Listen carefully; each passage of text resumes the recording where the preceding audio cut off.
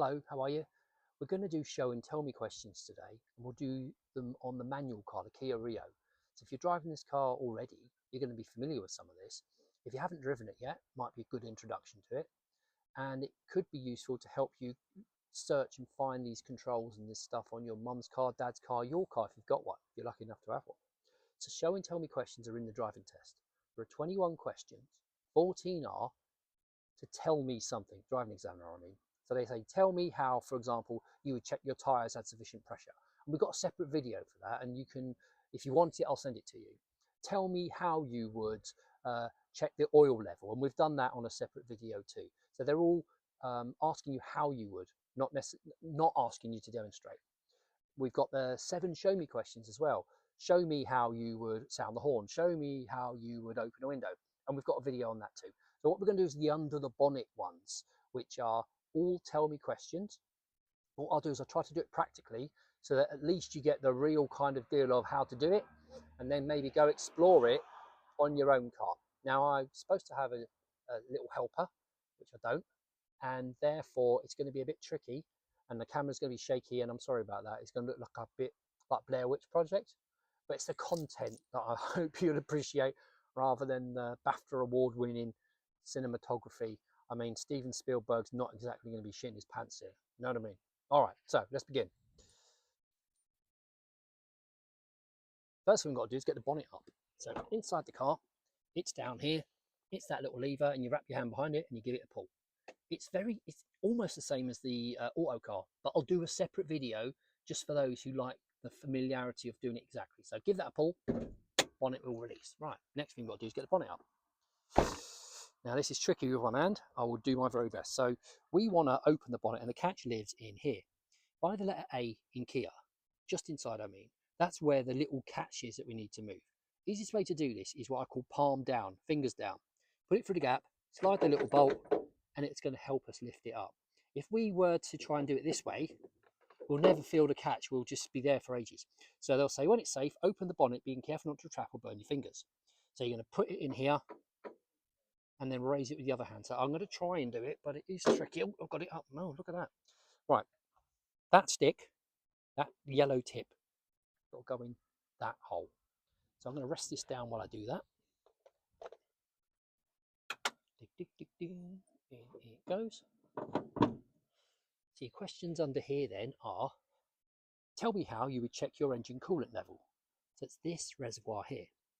You might be able to see an F and an L, and that's where the overflow lives. So we top this up, and it goes down this little pipe just here into the actual radiator that actually lives here. So underneath this bit, the radiator lives, which sends the water around and keeps the car cool. Now looks like it needs a little bit, so I might attend to that, but it's probably because I parked my car on a downhill like driveway, so it just affects what the levels look like. So that could do with maybe half a cup of water, I suggest, and I'll sort that out.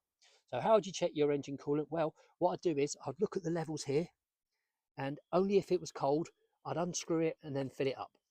Because if we were to open that hot water might escape like a kettle, and that wouldn't be a good thing. Tell me how to check the windscreen wash solution level.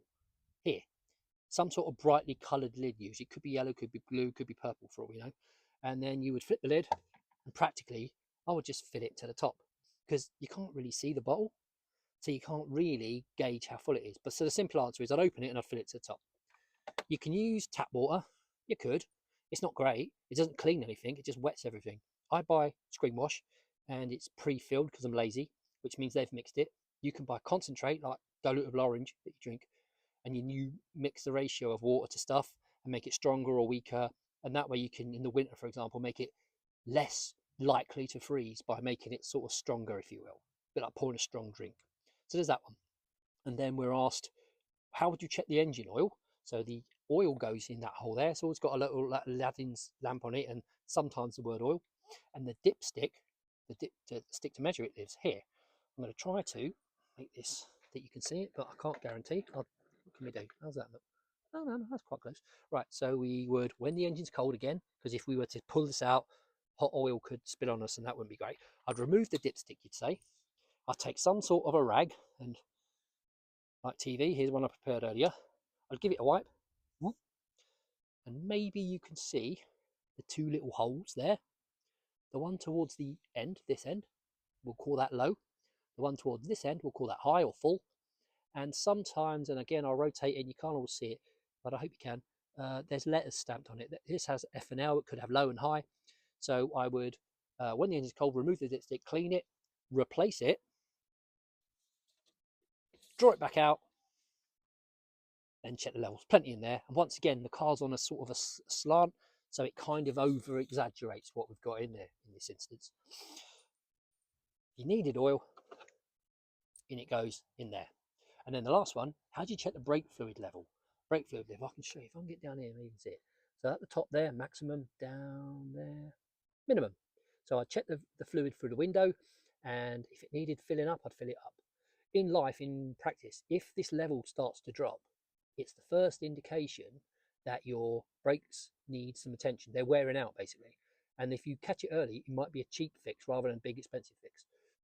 So, under the bonnet then, engine coolant, screen wash, engine oil, where we pour it, engine oil, where we check it, brake fluid, where we check it. And they're only tell me questions, remember. So you've only got to say what you do, but I thought I'd show you so that you can look after your own car a bit better. Then we need to take the stick back out, pop it back down here, and I'll try and do that without killing myself. There you come. In it goes. And then when your bonnet's about there, just let go of it. People will close it and then just actually take your hand away and wallop, done. So there you go. That's covered all the show and tell me's. We've done inside the car, tell me, inside the car, show me, under the bonnet, tell me, and we previously done the tyres videos. So between all of that, you should be able to answer your own show and tell me questions now.